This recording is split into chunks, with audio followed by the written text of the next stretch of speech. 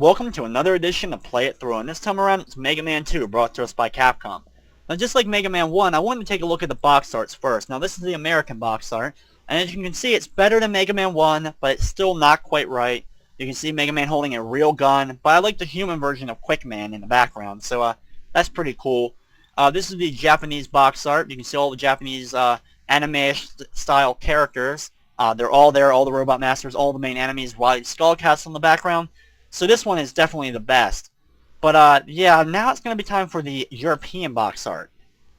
And I mean, they just go ahead and mess it up by having Silver Mega Man. I mean, come on, they had the best box art for Mega Man 1, and they go ahead and ruin it with Mega Man 2. I mean, just come on.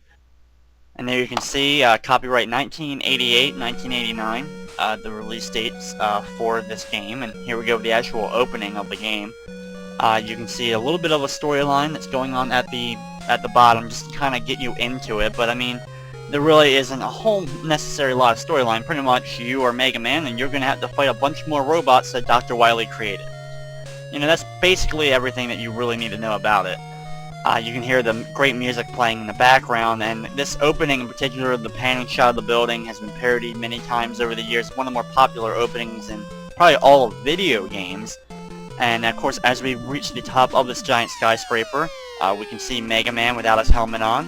Now, in this playthrough, I'm going to be playing on the difficult setting. And basically, if you play on the normal setting, it's actually pretty much the easy setting. The difficult is actually more or less what would be the normal for all the other Mega Man games. And I'm going to start off with Flashman. He is the easiest, but for the most part, I'm just going to be picking just random bosses to go ahead and defeat. And I'm going to be using nothing but the Mega Blaster, especially on the bosses. Now, on some of the enemies and during some of the levels, I will use some of the weapons just to show them off. If you've never seen them before, or you're interested in seeing me use them. I may even use one level in particular where I may just use nothing but a weapon in order to go through it. As I'm going through the beginning of Flashman stage, it's kind of like an icy level when you're actually going to be sliding on the ground, and it's kind of difficult to control the giant walking mechs. If they stomp on you, of course, you can see how much it takes, like half your health bar away. So that's one of those things to be very careful about. As I'm going to fall down here, I'm going to kill this guy.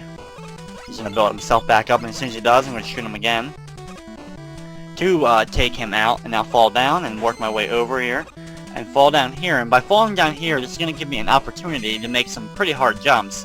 But you have a series of very small platforms to jump across, and if you're able to make it all the way across without falling, your reward is an energy tank.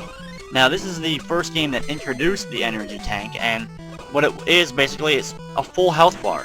When you get low on health, or whenever actually you feel like it, you can just go ahead in your select menu and select the energy tank, and it basically refills your health all the way up. So of course that's extremely useful, and I highly recommend, especially if you've never played the game before, you're going to probably use quite a few of the energy tanks, and I'll pick up a few during the course of the run because I will need one or two of them. Now here is Flashman, and basically the only strategy I can really give is to keep firing at him. Every time he gets close to you, you know, he's just following you the whole time, so he will just kind of try to hug you most of the battle and be stuck on you, but move away from him, fire backwards, you know, stop for a second, fire at him. His ability is he throws me in place for a few seconds and is able to shoot me, but he doesn't do that often. Usually if you're just in a shootout with him, you can take him out quite easily by just keep firing and make sure that you have full health. And by picking up the energy tank beforehand, you may need to use it in the battle, but if not, it's probably the best not to have to worry about that. Okay, well, we also, for completing Flashman stage, we get item number 3. This is also the game that introduced more of the Rush style items. Now, they weren't Rush items yet. The dog was not introduced till Mega Man 3, but I always call these like the beta Rush items. These were like the testing items for the Rush items that would come in later Mega Man games. And the first one I got there is basically one that is a platform that will attach to a wall and slowly go up like an elevator, and I can use it. We'll also be getting the item number 1, which is basically a floating platform. And the most important, which is going to be item number 2, which I call the Beta Rush Jet. which is basically a board, a surfboard type board appears, and you can ride it all the way across a large gaps in certain parts of levels. And there is a level in particular, Heatman stage, where I will use the Beta Rust Jet to get across a very large plane of lava that fills up the level. Now this is Quickman stage, and you've already seen a little bit of it, the hardness of Quickman stage, because you have there's beams, there's like laser beam style things, that if you touch them when they're coming at you, it's an instant death. So you have to very quickly maneuver your way down the platforms.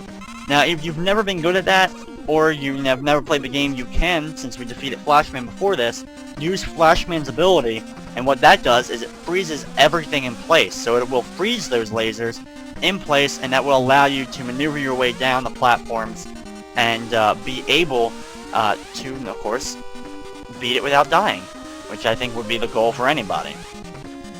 And you do have a few small item boosts that are set up in the level, and the flash item is used up very quickly, so you will want to pick them up when possible, like one that was right there, which is a little bit difficult to get, but if you're already using flash when you fell, you would be able to jump in there before you would have run out of flash. But it's more or less comes down to timing when you absolutely positively need the flash, and not when it would be nice, but you can somehow maneuver through it. It's just learning what strategy is best for you when using the flash ability in that area. Or you can just get good enough and just be able to maneuver around it without having to use Flashman's ability. Now this is Quickman, and he of course is quick, but he actually does have some flaws in that he will run into walls, as you're seeing a little bit of it. And he shoots out his quick boomerangs, and then what happens with them, of course, like any boomerang, is they then retract, but they don't actually go towards him half the time, they end up going towards you. And basically for the strategy is, if you're gonna get hit by the boomerangs, they do less damage. And then when he gets stuck running into a wall, that's when you have your opportunity to get 2 and possibly 3 hits in before he starts jumping and running around again. If you still have a Flashman's ability, you can use Flashman's ability on Quickman to just kind of freeze him there and just, blast him to death. Next, I'm going to do Crashman stage, or Clashman, whatever you want to call him. In this release, the NES version, he is Crashman, but they released a Game Boy version that also had him in it, and he was called as Clashman, which is, of course, is based on the translation in Japan, where there really is no L. The R is used as the L sound. So throughout all years of video gaming, there's always been confusion over whether or not a translator should use R or L when they see the symbol for R in the game. And this is just one of the many instances when that became questionable. So they decide for Mega Man 2 for the NES, Crashman. Mega Man 2 for the Game Boy, we're going to use Clashman. So yeah, basically for this level you're just working your way up a very large set of conveyor belt type things, weird construction pipes it looks like, to do battle with Crashman, who is at the top of the level. And you use these little platforms to get through it. If you already had item number 1, you would be able to use that here in order to kind of bypass some of this if you were trying to do it quickly. But it's not a necessity, it's just going to take me a few extra seconds to make the platform maneuver its way over so that I can jump on this ladder up here and be able to continue on the level. Now when I get up here, we're going to go over and we're going to see another one of those guys that we saw in Flashman stage. They're a common enemy, they're actually in quite a few stages throughout this game. And now start working my way up a ladder. A very large ladder.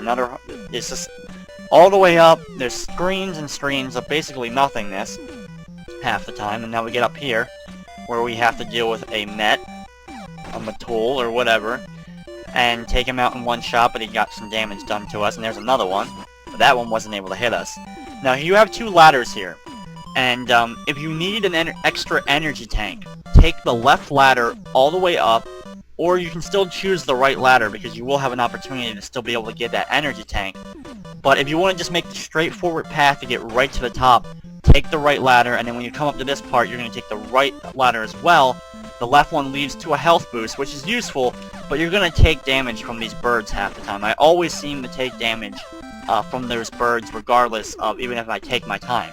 there's that energy tank I mentioned. You can jump off this little platform there, go get it, and then fall all the way back down, or use your item number 1 in order to just go right back up. That's going to be to your discretion if you had that item previously before coming into Crashman stage. Okay, so here we go with Crashman, one of the more interestingly programmed bosses in the game. Because for Crashman, he's completely reliant on your shots. Every time you fire the Mega Buster is when he jumps. So for it, I basically try to get him in a pattern where we're basically going the opposite direction of one another. So I will jump and shoot him, and he'll jump, I'll go under him, he'll go over me, we're on the opposite sides, and then we come back towards one another, and we repeat the process over and over again until we're able, until I'm able to finally take him out, or if somehow he was able to take me out. And I gotta be careful now here, with only one hit left,